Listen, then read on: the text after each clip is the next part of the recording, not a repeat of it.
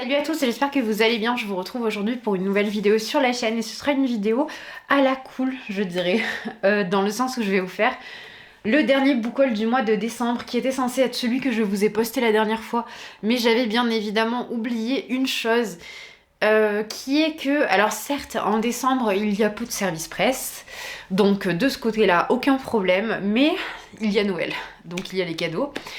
Et il y a une tradition, une chose que je fais chaque année, qui me permet de renouveler un petit peu ma palle en me séparant des ouvrages que je ne veux plus. C'est que je trie mes bibliothèques, je me rends chez Gilbert Joseph. En général, j'obtiens un bon d'achat assez conséquent qui me permet donc de renouveler mon stock de livres dans ma pile à lire. Un book haul pour lequel j'ai dépensé vraiment pas grand chose, puisqu'il y a à la fois mes cadeaux de Noël et les ouvrages que j'ai donc achetés grâce au bon d'achat Gilbert Joseph qui m'est venu donc de mes reventes. Voilà, j'ai revendu beaucoup de choses. Je suis arrivée avec 3 sacs, le monsieur m'a regardé assez bizarrement d'ailleurs, mais voilà.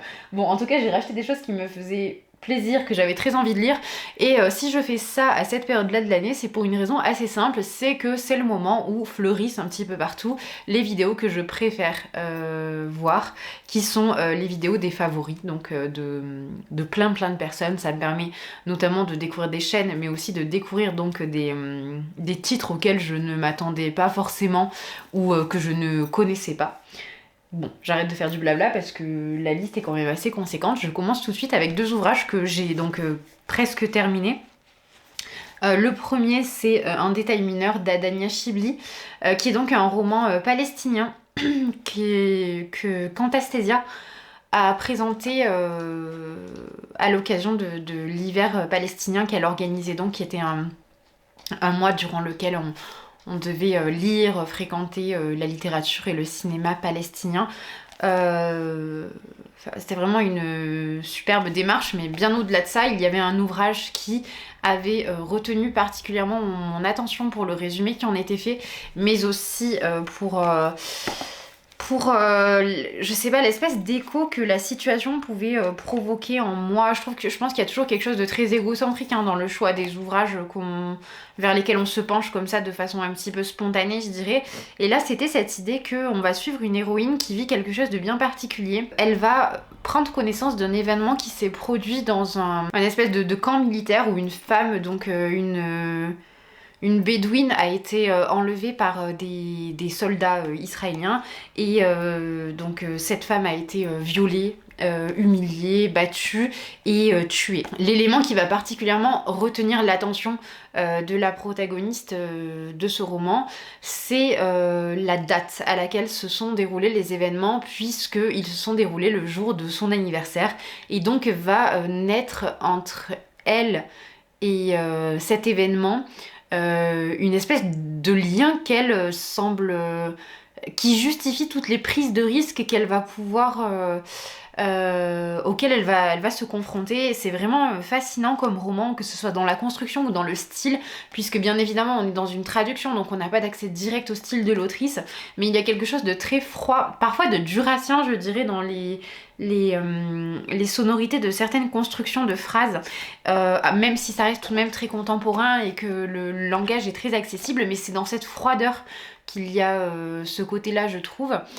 Autre chose de très intéressant, c'est le fait que on apprend énormément de choses finalement sur la colonisation, sur la disparition progressive de la culture et du territoire palestinien au profit donc du territoire d'Israël. Donc tout un tas de choses qui sont très intéressantes, très bien faites dans ce tout petit roman qui est vraiment d'une densité assez remarquable. Je passe un très bon moment de lecture. Il me reste seulement 15 pages, donc je le terminerai tout à l'heure. J'ai beaucoup de mal à parler, pardon. Mais voilà, je peux déjà très vivement vous le recommander. J'en parlerai plus en détail dans un point lecture, bien évidemment. L'autre ouvrage qui n'a absolument rien à voir, que j'ai commencé et que j'ai mis en pause donc lorsque j'ai commencé Un détail mineur, c'est Et à la fin il meurt de Lou Luby.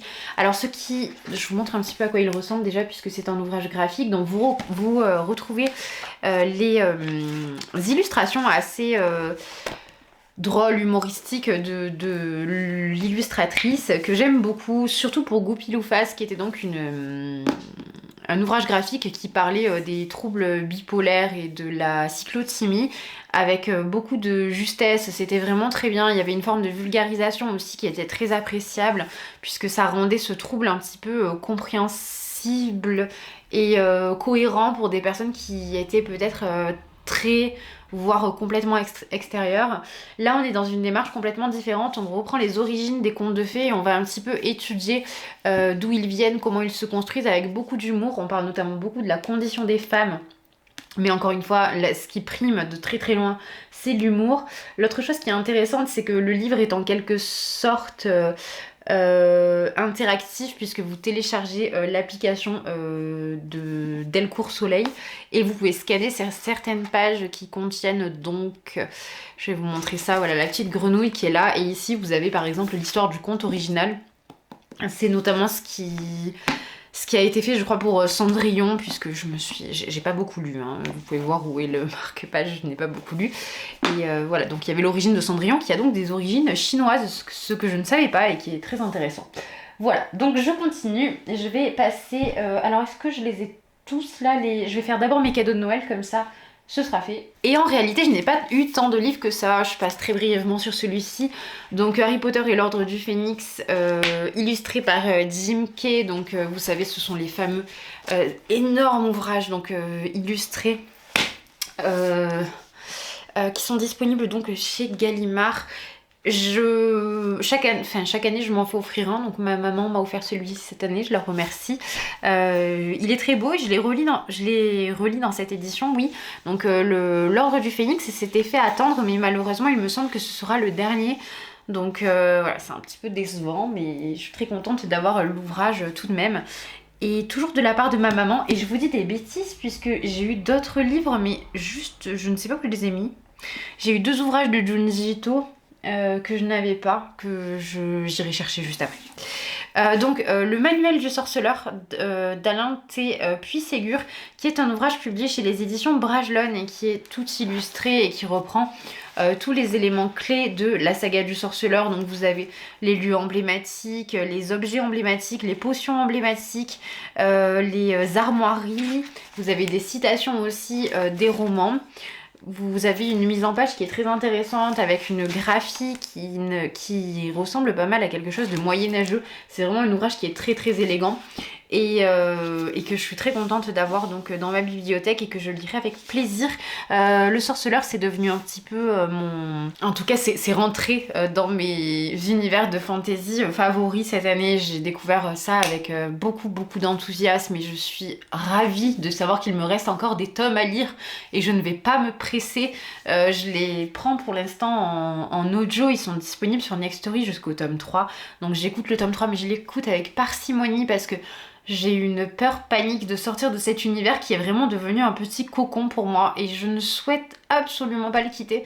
Je serai vraiment très triste lorsque je terminerai la saga, donc je suis tout de même contente qu'il y ait des ressources de ce type qui viennent un petit peu, je dirais, nous replonger dans cet univers-là. En tout cas, j'en aurais bien besoin lorsque j'aurai terminé la saga. Alors, je ne trouve pas le second ouvrage que m'a offert mon grand frère, qui est donc également un ouvrage de Junji Ito, qui est L'école décomposée. Je vous le mettrai en photo juste là, je l'ai déjà lu.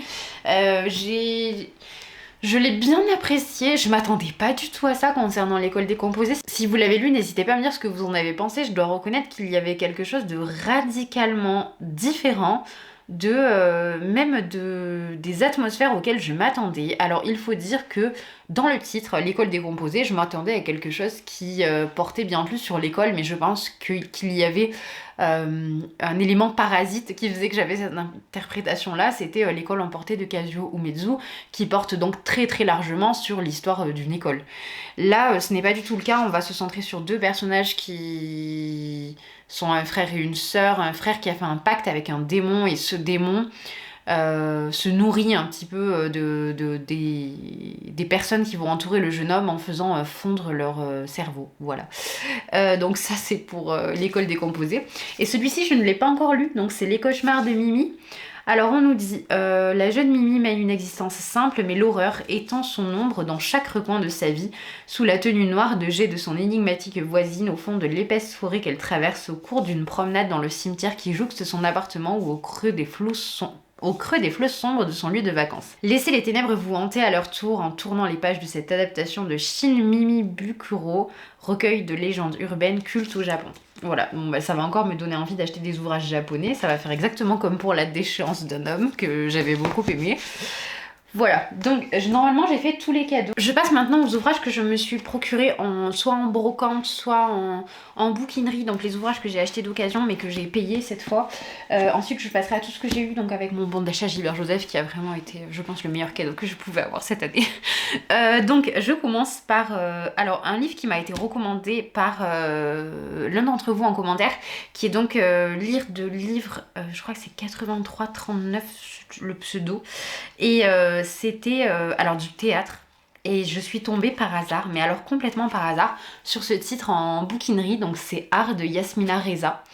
Donc en quatrième de couverture, on a une présentation extrêmement succincte dans laquelle nous avons 3 personnages qui interagissent, 3 hommes. Donc Marc prend la parole en premier.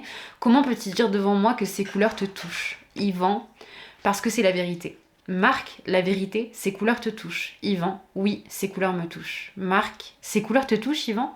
Serge, ces couleurs le touchent, il a le droit. Marc, non, il n'a pas le droit. Serge, comment il n'a pas le droit? Voilà, donc je pense que c'est un livre qui va porter donc sur la dimension de l'art et la conception de ce qu'est l'art, mais je n'ai pas plus de renseignements que ça, et je dois reconnaître que ça me va très bien, puisque j'ai l'impression qu'on est dans un théâtre qui s'apparente à de l'absurde, mais je n'en suis pas certaine. C'est écrit par une femme, ce que je suis vraiment très contente de voir. Et je lis très peu de théâtre féminin, c'est d'ailleurs quelque chose auquel il faut que je remédie assez rapidement, mais là ce sera l'occasion avec ce titre-là qui m'intrigue énormément. Toujours donc chez le même bouquiniste, je suis tombée sur François Le Champy de George Sand, qui est un ouvrage de George Sand que je n'avais pas et dont je ne sais pas beaucoup plus. Si vous l'avez lu, vous n'hésitez pas à me dire en commentaire ce que vous en avez pensé et dans quelle catégorie vous rangeriez ce roman. Au dos, on a une présentation qui donc se base simplement sur un extrait du roman, donc je ne vais pas vous en faire la lecture ici, mais voilà, je suis curieuse de découvrir ce titre-là. Il est dans les éditions Folio que je trouve très confortable, donc les nouvelles éditions Folio. C'est aussi pour cette raison que je me le suis procuré, mais je me suis rendu compte que je m'étais un petit peu fait avoir puisque l'ouvrage est à 3 €, mais neuf il est aussi à 3 €. Je suis quand même contente d'avoir l'avoir acheté dans cette bouquinerie qui est une bouquinerie collective et participative, que j'apprécie beaucoup et dont les bénévoles sont très très agréables. Donc voilà. Regret mais pas vraiment regret.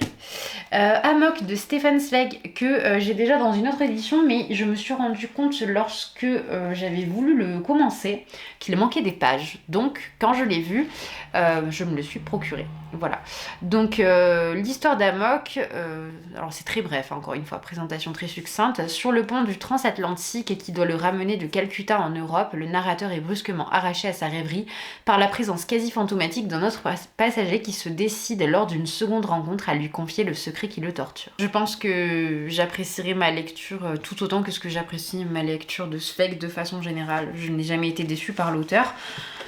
Donc voilà, ce sera l'occasion. Je suis très très contente en tout cas je suis toujours contente d'avoir des romans de Zweig dans ma palle et de savoir qu'il m'en reste à découvrir. Une petite collection que j'ai découvert donc également chez ce bouquiniste. Alors c'est une collection assez surprenante que je ne connaissais pas du tout. C'est chez Le Passager Clandestin. Donc là on est dans Alors je pense que Le Passager Clandestin ça doit être la maison d'édition. Et la collection c'est 10 chroniques.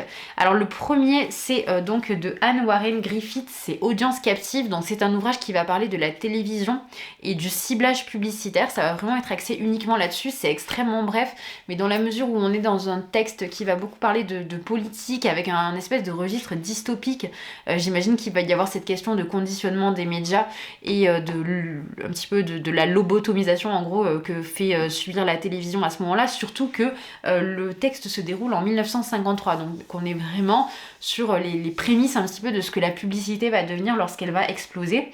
Et ensuite le second c'est celui-ci, Destination fin du monde. Donc il est écrit par Robert Siebenberg, il est tout aussi court que le premier. Et ici ce que j'avais trouvé intéressant c'est que on vit dans une société qui arrive à son terme, c'est la fin du monde. Et le dernier spectacle que s'offre la civilisation, c'est le spectacle de la destruction du monde qu'elle connaît. Voilà. Et donc les personnes regardent ça avec divertissement, ce qui est assez surprenant d'ailleurs. Je pense que c'est assez brut et complexe, mais en tout cas je suis très contente d'être tombée sur ces deux titres-là qui ont l'air très intéressants et qui sont brefs, donc je ferai la lecture assez rapidement. Je reviens à un de mes amours de jeunesse, Ryu Murakami avec Rafle Hotel, que je n'ai pas lu. C'est un des rares romans de Murakami que je n'ai pas lu. Alors, Ryu Murakami, hein, il y a toujours puisqu'il y a deux Murakami qui sont tous les deux fort traduits en France et fort connus. Mais voilà, donc personnellement, je n'ai lu que Ryu Murakami. Donc autour de la figure centrale du Rafle Hotel, symbole d'un monde nostalgique qui n'est plus, se croisent des existences vécues ou simplement rêvées. Karia, un photographe désabusé, et Takeo, un jeune aventurier venu chercher fortune à Singapour, y rencontrent Moeko, une actrice fragile et excentrique. Tour à tour entre New York, Singapour et le Japon, ils prennent la parole et leur histoire entrelacée, ponctuée d'allers et retours, relève peu à peu les tempêtes individuelles et les malentendus qui accompagnent la passion de deux êtres égarés dans leur solitude intérieure. Ce pourrait être un roman d'amour teinté de désillusion, mais Murakami Ryu brouille à dessein les pièces d'un puzzle onirique que le lecteur devra compléter lui-même.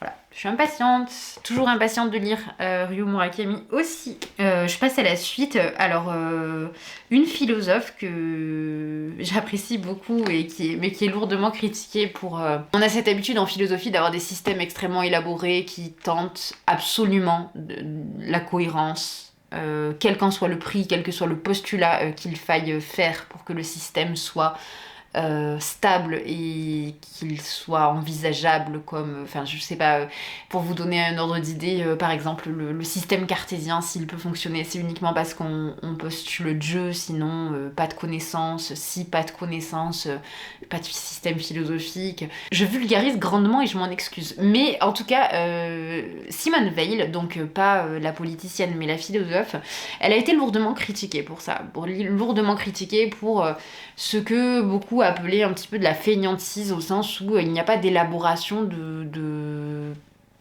pensée cyclique, je dirais. Donc Albert Camus pensait qu'elle était le plus grand esprit de notre temps. Voici rassemblé pour la première fois en un seul volume de poche une quinzaine de textes célèbres ou moins connus de Simone Veil, qui couvrent les trois grands espaces où elle déployait sa réflexion: l'oppression et la liberté, le monde du travail, la beauté de la religion, et qui tous aident à vivre malgré la crainte des grandes catastrophes collectives. Voilà, donc c'est un ensemble de pensées. Alors c'est rédigé d'une façon assez surprenante, il y a un petit peu de tout en termes de mise en page. Il y a des choses qui sont plus de l'ordre, je dirais, de l'annotation brève, et d'autres de l'article bien plus complexe, donc à voir un petit peu comment ça se présente. Bref, je continue avec trois ouvrages que j'ai trouvés chez un bouquiniste à hier cette fois, donc je suis partie quelques jours avec des amis à hier, c'était très très agréable pour ensuite rentrer et retrouver la neige, voilà. Donc l'Amazone verte d'Élise Thiebaud, qui est donc publiée chez les éditions Point. Vous savez, c'est cette collection chez Point d'essais qui parle notamment pas mal de féminisme. Donc l'Amazone verte, bien évidemment, ça parle de Françoise d'Aubonne et c'est un portrait de Françoise d'Aubonne. Donc je suis curieuse de le lire, forcément. Celui-là, je suis un petit peu plus sceptique. C'est un ouvrage qui va parler de MeToo, mais jusqu'ici, tous les ouvrages que j'ai lus sur cette thématique m'ont profondément déçue. Je les ai trouvés très creux. Donc ici, on a, je pense qu'on a à la fois l'aspect historique, donc la dimension historique, un petit peu les fondements, les bases du mouvement MeToo. Donc en octobre 2017, MeToo se propageait sur les réseaux sociaux et le monde ne serait plus jamais comme avant. Si l'on sait que ce mouvement marquera l'histoire, on peine encore à en mesurer toutes les conséquences, tant il est en évolution permanente et ouvre des fronts de lutte multiples. Ce collectif réunissant journalistes, militantes, musiciennes, étudiantes, philosophes, chercheuses et essayistes pose un regard singulier sur cette révolution féministe. À l'heure où le conservatisme reprend ses droits partout dans le monde, où le soupçon de mensonge ne cesse de peser sur les victimes, elles livrent chacune un point de vue documenté, urgent et passionné au-delà du hashtag. Ce qui m'intéressait, c'était vraiment la pluralité des voix et aussi la pluralité des possibilités d'études, puisqu'on a des personnes de tout bord, de toute spécialité qui vont venir donner leur avis sur la question. Voilà, je pense que cette notion-là peut être enrichissante, on verra bien. Et un ouvrage donc que je me suis procuré parce que je l'avais vu dans une story. Et alors attendez, je vais prendre mon téléphone parce que c'est une story que j'avais screenée. Donc je voudrais mentionner tout de même la personne qui m'a donné envie de lire ce titre. Je ne retrouve pas le nom de la personne, je suis vraiment désolée. J'aime beaucoup mentionner les personnes qui me donnent envie d'acheter des ouvrages que je me procure, donc je suis vraiment déçue là, mais j'ai dû supprimer le screen juste après en me disant c'est bon, celui-là je me le suis procuré, donc je peux l'enlever de la liste des... J'ai une liste d'achats en fait sur mon téléphone, d'ailleurs c'est le seul endroit où je note les ouvrages qui m'intéressent, je screen ce que je vois qui vraiment me plaît et je fais à partir de cette liste là. Donc il y avait Encore à soi de Camille Froidevaux-Métry qui est publié toujours chez Point et c'est un essai. Alors je trouve que la thématique est super intéressante. Donc Camille Froidevaux-Métry, c'est une philosophe et professeure de sciences politiques à l'université de Reims.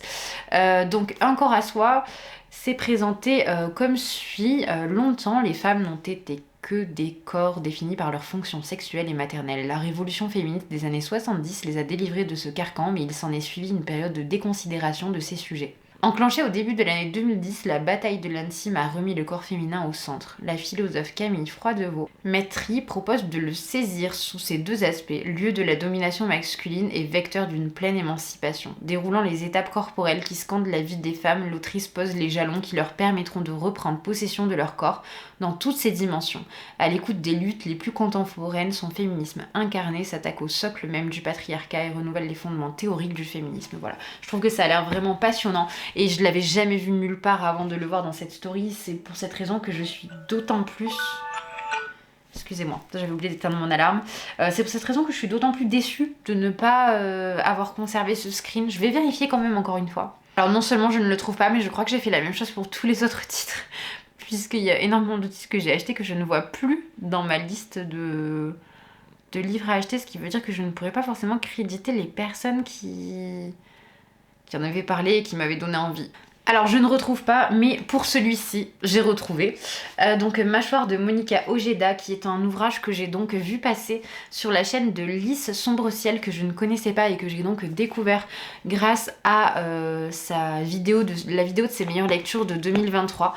Et elle a parlé de ce livre d'une telle façon que je n'avais qu'une envie, c'était me le procurer et le lire. Ce roman, il m'a intriguée parce qu'il met en scène beaucoup de choses que j'apprécie. Donc déjà, il y a un scénario initial qui fait beaucoup penser à quelque chose d'horrifique ou à un fait divers. Donc on a Fernanda, une belle et insolente lycéenne passionnée de littérature et de films d'horreur qui se réveille pieds et poings liés dans une cabane au milieu de la forêt équatorienne. Sa kidnappeuse n'est pourtant pas une inconnue, il s'agit de sa professeure de lettres, Miss Clara, une femme hantée par le souvenir de sa mère et harcelée depuis des mois par ses élèves dans un établissement catholique de l'Opus Dei réservé aux élites de Guayaquil. Les raisons de cet enlèvement vont cependant vite se révéler bien plus inattendues et complexes qu'une simple vengeance pour les humiliations subies. Un amour qui ne dit pas son nom, une trahison inespérée et des rites secrets d'une bande d'adolescents intoxiqués par les creepypastas.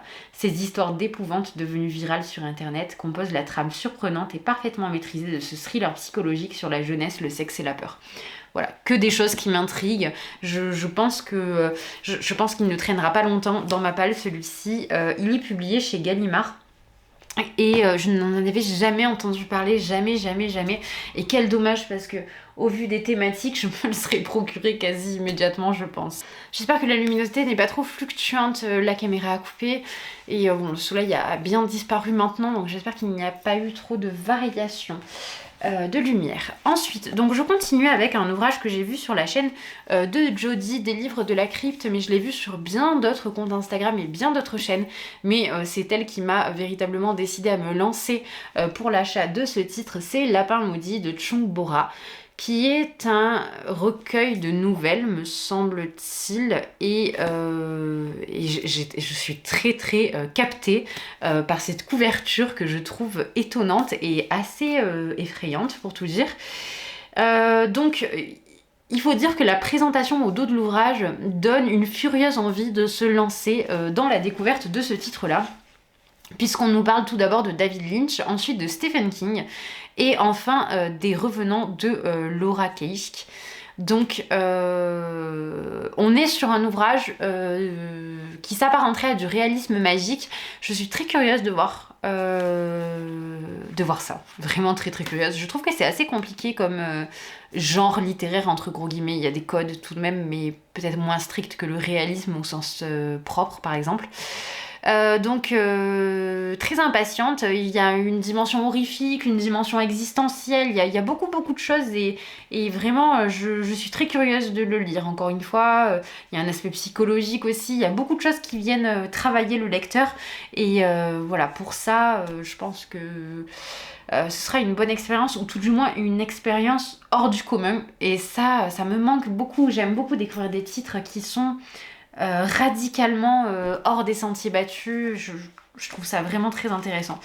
Alors un ouvrage qui était recommandé par Nabolita depuis un petit moment maintenant, c'était dans une vidéo bien spécifique, rien à voir avec les coups de cœur, mais je suis tombée dessus et j'ai eu l'occasion de me le procurer. Il s'agit de La végétarienne de Han Kang. Donc je ne sais plus si je vous l'ai dit, mais là j'ai basculé sur les ouvrages que je me suis procurés chez Gilbert Joseph, hein. Du coup la plupart sont d'occasion. Une nuit, Yeon Kie se réveille et va au réfrigérateur qu'elle vide de toute la viande qu'il contient. Guidée par son rêve, elle a désormais un but, devenir végétale, se perdre dans l'existence calme et inaccessible des arbres et des plantes. Ce dépouillement qui devient le sens de sa vie, le pouvoir érotique, floral de sa nudité, vont faire voler en éclats les règles de la société dans une lente descente vers la folie et l'absolu. Je ne vais pas beaucoup plus épiloguer sur la question puisque je n'ai pas encore lu l'ouvrage, mais je vous invite très très vivement à aller voir la vidéo de Nabolita qui concerne cette thématique-là, donc la thématique du féminisme et du véganisme. Je me demande si ce n'est pas une vidéo réservée aux membres sur sa chaîne, mais il faut vérifier, en tout cas regarder, parce qu'elle en parle extrêmement bien et moi, c'est ce qui m'a vraiment donné envie de découvrir ce titre. Ensuite, je poursuis avec la littérature iranienne que je veux approfondir depuis un petit moment. Alors, je regarde juste s'il n'y en a pas d'autres. Ah, si, il y a cette édition-là aussi qui n'est pas... qui fait partie de la littérature arabe, mais je vais vous présenter tout ce que j'ai pris en littérature arabe, ce sera plus simple. Je commence par la littérature iranienne. Alors, le libraire m'a conseillé ces deux titres. Le premier, il est de Sateg et Tayat, donc c'est 3 gouttes de sang. C'est un texte initialement écrit en perse qui a donc été traduit et les éditions, ce sont les éditions Zulma, je crois, si je ne me trompe pas. Donc je ne connais pas du tout cette autrice, simplement il m'a été recommandé et je me suis dit que c'était une bonne occasion de lire d'autres autrices iraniennes puisque je reste quand même beaucoup dans ma zone de confort. Je lis des autrices que je connais déjà, donc j'étais curieuse quand même de découvrir autre chose. Alors chez Zadek et Dayat, 3 gouttes de sang au fond d'un jardin nourrissent amplement la folie d'un homme. Une mission archéologique suit pas à pas la recette de sorcellerie. Découverte au creux d'un sarcophage, une jeune fille simple se découvre masochiste dans le mariage et un fidèle perroquet vaudrait presque tous les serments d'amour. Dans ce recueil empli d'échos, les chants de l'enfance tournent en boucle comme des obsessions, les arbres ont forme humaine au crépuscule et les ombres des hommes sont bien plus libres que leurs pas. 3 gouttes de sang comme 1001 nuits cauchemardesques et grinçantes, extraordinaires, cruelles et magnifiques. Je trouve que ça avait... en tout cas, c'est très intriguant dans la formulation de la 4e. Le second, donc, c'est donc Le goût âpre des kakis. Celui-ci, il est un petit peu plus connu, j'avais déjà entendu son titre, mais je n'ai pas trop vu de retour dessus. Et encore une fois, c'est vraiment l'avis du libraire qui m'a motivée à passer le pas et à me le procurer. Donc c'est de Zoya Pirsad. Un bassin, des massifs de roses et un plaque minier donnent de quoi s'occuper au jardinier d'une vieille dame qui, depuis la mort de son mari, se sent très seule et en danger dans sa grande maison au cœur de la ville. Les fleurs donnent des fruits, les kakis mûrissent et elle ne se prive pas d'en offrir, notamment à son locataire. Des liens subtils se tissent entre eux que vient troubler l'apparition d'une fiancée. Dans Le goût âpre des kakis, Zohra Pirsad explore avec lucidité, tendresse et une certaine nostalgie la vie de couple en Iran, une quête universelle et passionnante. Le troisième, c'est celui-ci, c'est À ceux qui sont partis, à ceux qui sont restés de Parinouche Sagnier. Donc il est écrit par une autrice qui est sociologue et qui voulait écrire sur l'Iran donc depuis très longtemps, qui est donc son pays d'origine. Et elle est l'autrice d'un ouvrage un petit peu plus connu que celui-ci qui est Le voile de Téhéran, mais je ne l'ai pas lu. Donc voilà, je vais commencer avec celui-ci parce qu'encore une fois, grand merci au libraire qui me l'a recommandé. Donc une famille iranienne séparée par la révolution de 1979 se réunit pendant 10 jours dans une maison louée au bord de la mer sur la côte turque. Mère a eu 6 enfants et n'en a pas revu certains depuis 28 ans.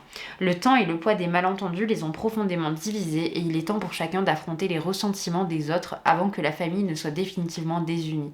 Formidable figure maternelle, Mère est là pour entendre les points de vue, réconcilier les cœurs et encourager le désir de compréhension. C'est venu un petit peu étayer le rayon littérature iranienne dans ma bibliothèque et j'en suis très contente parce que c'est une littérature que j'aime beaucoup fréquenter, notamment en poésie. Je me suis procuré une nouvelle édition de Le Fou de Leïla. Vous avez de multiples traductions, donc là il y a écrit Majnoun, Le Fou de Leïla, mais parfois l'appellation est tout simplement Majnoun et Leïli, Majnoun et Leïla, bref, tout un tas d'appellations sont possibles. C'est vraiment un des piliers, un des ouvrages fondamentaux dans la littérature arabe et vraiment c'est un titre incroyable. Je n'avais pas cette traduction, j'étais assez curieuse de la découvrir, donc c'est pour cette raison que je me la suis procurée. Je suis vraiment impatiente, j'aime beaucoup la couverture que je trouve très minimaliste et assez représentative finalement de ce qu'on trouve véritablement dans cette histoire qui est une histoire d'amour impossible, écrite donc magnifiquement en alexandrin. Elle est divine, vraiment je pense que c'est une des plus belles choses que j'ai lues dans ma vie. Je vous recommande très très vivement d'en faire la découverte si vous en avez l'occasion. Je vous ai mentionné à plusieurs reprises l'ouvrage graphique qui est paru chez La Boîte à Bulles l'année passée, qui est très très réussi et qui permet peut-être lorsqu'on a du mal avec la forme poétique de se familiariser avec les images dans un premier temps, puis découvrir le texte. Mais en tout cas, c'est magnifique, vraiment magnifique. J'ai fait étudier un extrait à mes élèves cette année. Et ça a eu vraiment beaucoup de succès. Je vous en ai parlé lors de la vidéo sur mes meilleures lectures 2023, mais la littérature iranienne, c'est vraiment quelque chose qui a très très bien fonctionné lorsque j'en ai parlé. Mes élèves ont été très attentifs et touchés, je pense, par ce qu'on pouvait trouver dans cette poésie qui est tout à la fois révolutionnaire, qui est une ode à la liberté, à l'émancipation, à la liberté d'aimer, etc. etc. Et vraiment, lisez Le Fou de Leïla, c'est magnifique. Je termine la littérature arabe avec Mahmoud Darwish, donc Le Lit de l'étrangère, qui est donc un recueil de poèmes palestiniens. Alors Mahmoud Darwish, c'est un auteur dont j'ai entendu parler énormément. Pour son recueil, La Terre nous est étroite et comme Antastésia en a beaucoup parlé durant l'hiver palestinien, ça m'a donné envie de me lancer dans cette lecture. J'avais déjà entendu énormément de bien donc, de ce recueil. Je n'ai pas réussi à le trouver, donc je me suis procuré le seul qui était disponible à la librairie à ce moment-là. Mais c'est déjà un bon début, je pense, et je vais me relire un petit peu de poésie. Ce sera fort agréable et je suis très contente de l'avoir trouvé parce que ce sont des ouvrages qui sont peu distribués en librairie. J'ai vraiment du mal à les trouver. Donc là, d'être tombée dessus, je trouve ça très bien. De toutes les nuits, les amants. Il me semble que Margot en avait parlé aussi il y a quelques temps. C'est donc un ouvrage qui met en scène une jeune femme au Japon qui a 34 ans, qui est correctrice et qui a une vie assez banale. Cette héroïne, elle est introvertie, elle a un tempérament très calme, elle est très timide et donc elle évolue dans cette société japonaise qui est très complexe, très exigeante d'un point de vue du travail. Et voilà, donc on va suivre un petit peu cette histoire-là. Ça avait l'air très très intéressant, tout du moins de la façon dont les personnes que je mentionnais l'ont abordé. Je trouvais qu'il y avait quelque chose de très intéressant. Donc c'est de la littérature d'extrême contemporain, hein. Il est sorti en... alors j'ai pas la date de sortie, mais l'autrice est née en 1976. Donc c'est un ouvrage qui je pense, qui est du 21e. L'autre titre que j'ai découvert sur la chaîne d'Antastésia et qui me tentait beaucoup, alors ce n'était pas dans ses favoris de cette année, hein. C'est un ouvrage qui était dans ma wishlist depuis un moment, que je ne trouvais pas, c'est Les Feux de Shohei Uka. Donc on va suivre Tamura qui est un simple soldat qui est envoyé dans la jungle des Philippines où il éprouve la solitude, la faim, la peur et finalement sa propre folie. On va énormément parler ici de la guerre, des souffrances physiques, des souffrances psychologiques et voilà, je trouvais que ça avait l'air d'être un ouvrage très très intéressant et c'est vrai qu'il me faisait de l'œil depuis un moment et que je ne parvenais pas à le trouver. Là je suis tombée dessus donc autant vous dire que j'étais très heureuse que ce soit le cas. Je passe à des titres que j'ai sélectionnés. J'ai 2 ouvrages qui ont été recommandés sur une chaîne YouTube. Pardon, alors attendez, je retrouve tout de suite la personne qui les a mentionnés. Donc 2 ouvrages qui ont été conseillés par Mina Readings, dont j'apprécie énormément la chaîne. Je trouve qu'elle crée des contenus absolument fascinants. Elle m'a notamment donné énormément envie de découvrir Julien Green, dont elle parle avec une érudition, une pureté qui est indicible. Je trouve ça merveilleux de voir qu'on peut affectionner à ce point certains auteurs et certaines œuvres, je trouve ça formidable. Et donc elle m'a donné envie de découvrir 2 livres. Le premier sur lequel je ne me serais pas arrêtée, mais dont Adoria avait déjà parlé dans une vidéo, il me semble aussi. Alors je vous mentionne tous un tas de noms et je suis très contente de le faire, hein. Vraiment ça me permet de partager avec vous un petit peu ces chaînes que je suis avec beaucoup d'assiduité. Donc c'est Septentrion de Louis Calaferte, qui est un ouvrage qui me rebutait un petit peu pour une chose donc, que Mina a mentionné dans cette vidéo, à savoir la dimension misogyne qu'on peut trouver dans la plume de Louis Calaferte. Alors c'est un ouvrage qui m'intrigue énormément, cependant il m'a toujours beaucoup intriguée, mais c'était un véritable frein cet aspect-là pour moi. Certainement parce que j'ai vécu un petit peu ça avec Houellebecq et je pense que j'ai transféré complètement cette idée-là, ces émotions à Septentrion, mais je ne l'ai pas lu, donc je pense que c'est une extrapolation gratuite et tout à fait fausse que fait mon esprit, voilà, de cette façon assez absurde. Mina en parlait extrêmement bien et ça m'a rendue très curieuse. Donc on a une citation de l'ouvrage au dos, donc en 4e de couverture. Elle ouvre la porte, éteint la lumière derrière elle. Elle reste sans bouger, dans l'encadrement, présentée, offerte. Les cheveux noirs coulants, déployés autour de sa tête, sur les épaules découvertes dans la robe à grand ramage qui glisse le long de son corps, pelure de tissu soyeux presque de la couleur de sa peau bronze. Elle est belle, elle attend. C'est un tel abandon, une telle offrande de sa présence que cela me trouble, me semble étrange, insensé, fascinant et pur comme la première approche du couple au seuil des noces. Je la porte, je l'encercle dans mon regard. À la vue de cette femme, quelque chose de moi se déchire. L'autre ouvrage que je me suis procuré suite à la vidéo de Mina, c'est Les Diaboliques de Barbé, donc Barbé d'Aurevilly. Ce n'est pas le titre qui était recommandé à proprement parler dans sa vidéo, mais je suis tombée seulement sur celui-ci et comme ça fait très longtemps que je me dis que je dois lire et découvrir cet auteur, c'était l'occasion. Je ne vais pas lire de résumé car nous avons seulement une présentation. Ici on parle donc de la figure du monstrueux, on parle du diabolisme, de l'incarnation, je pense, donc, au vu de ce qui est noté, de la femme dans la figure un petit peu diabolique. Dans le résumé, on a des mots comme la vertu, la pureté, l'innocence.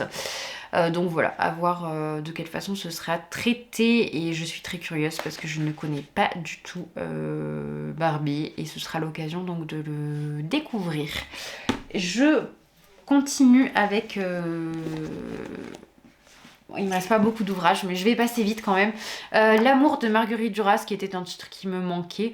C'est un roman extrêmement bref. Je n'ai aucune idée de la thématique dont il traite, mais je vous en dirai des nouvelles très rapidement, puisqu'encore une fois, il fait 130 pages, donc je pense qu'il sera lu tout prochainement.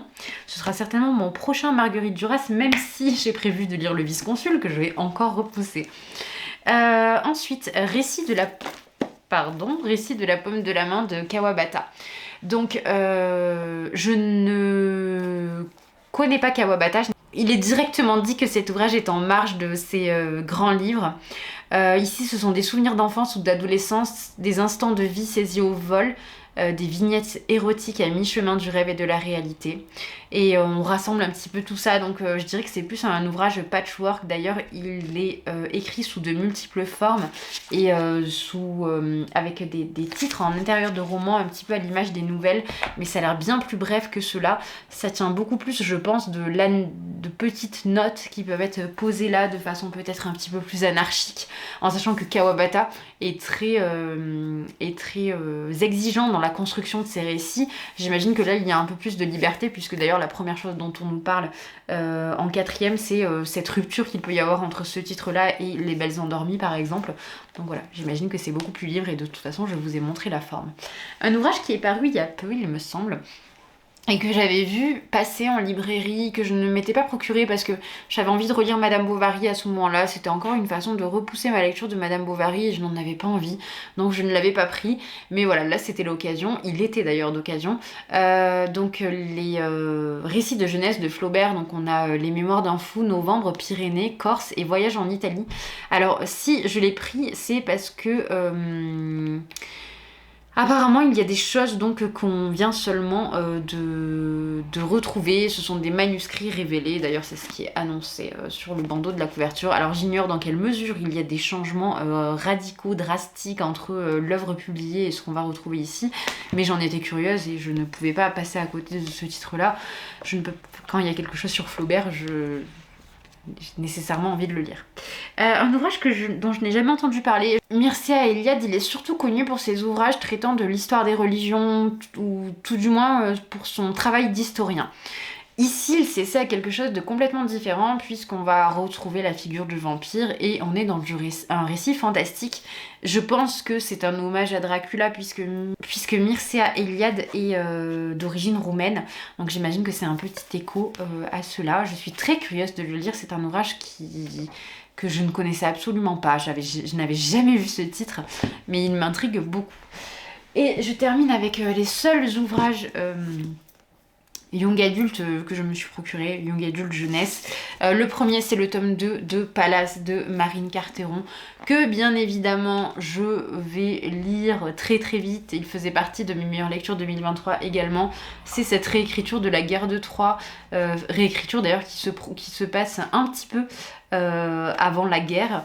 On suit une jeune fille, on suit tous les enjeux politiques en gros à Troie. On suit également Athéna qui essaye absolument de libérer donc Pallas de la cité. Bref, c'est une histoire vraiment haletante, très bien écrite, avec une plume très maîtrisée de la part de Marine Carteron qui propose une réécriture vraiment érudite, je trouve, très intéressante et qui est donc publiée en jeunesse, ce qui est assez fou, je trouve. C'est très rare qu'on trouve des ouvrages de jeunesse si exigeants, qui prennent autant le temps de poser des bases. Vraiment très très intéressant. Et enfin le dernier ouvrage, alors là pour le coup on est vraiment dans quelque chose de complètement différent, c'est Mysteries of Thorn Manor, donc de Margaret Rogerson, qui est l'autrice de Sorcery of Thorn. Donc c'est un ouvrage en relié comme ceci qui est très élégant. J'avais bien aimé il est où, Sorcery of Thorns. Je ne sais pas pourquoi j'ai perdu le nom. Donc voilà, je me suis dit que ça pouvait être pas mal d'avoir un petit plus, un petit complément à cette histoire-là. Parce que je n'ai pas beaucoup aimé les autres titres de Margaret Rogerson. Je dois dire que Enchantment of Raven, c'était une catastrophe pour moi. J'avais vraiment passé un moment détestable et creux, c'était horrible. Je trouvais que c'était... un ouvrage bâclé. Alors c'est un premier ouvrage, oui c'était son premier roman. Il y avait plein de choses qui n'allaient pas, je n'arrivais absolument pas à accrocher et en revanche, Sorcery of Thorns m'avait bien plu. J'aimais beaucoup la psychologie des personnages aussi, qui était Elisabeth, donc la protagoniste est féminine, et assez introvertie, assez... elle est toujours plongée dans des livres, elle travaille dans une bibliothèque, puis dans cette histoire, la magie passe par les ouvrages, je trouve ça très beau, donc il y a beaucoup de choses que je trouve intéressantes dans ce titre-là, donc je suis plutôt contente de retourner dans cet univers-là avec ce tout petit titre qui fait 170 pages, alors ça c'est un des bémols, l'ouvrage coûte 20 €, mais il fait 170 pages, je trouve ça complètement démesuré. Bon, j'en ai terminé pour ce book haul, j'espère que ça va parce que j'ai l'impression d'avoir tourné n'importe comment. C'était anarchique là pour moi ce qui s'est passé. J'espère que ce sera suffisamment clair pour vous, que ce sera intéressant. J'ai beaucoup manqué d'éloquence, manqué de vocabulaire, manqué de diversité, de tournure de phrases, parce que je suis très fatiguée là tout de suite et que je voulais vraiment tourner ce book haul pour pouvoir tout ranger dans ma bibliothèque. Je ne suis pas sûre que c'était la chose la plus judicieuse à faire. Voilà, c'est une vidéo peut-être un petit peu plus... légère que ce que je vous propose habituellement, parce que là on est vraiment en surface, on est même plus en surface que sur les autres book hauls je trouve, ce qui est pourtant difficile à faire habituellement. Dans tous les cas, je vous remercie d'être resté jusque là. D'ici la prochaine vidéo, je vous souhaite une très bonne journée ou une très bonne soirée, je vous dis à bientôt.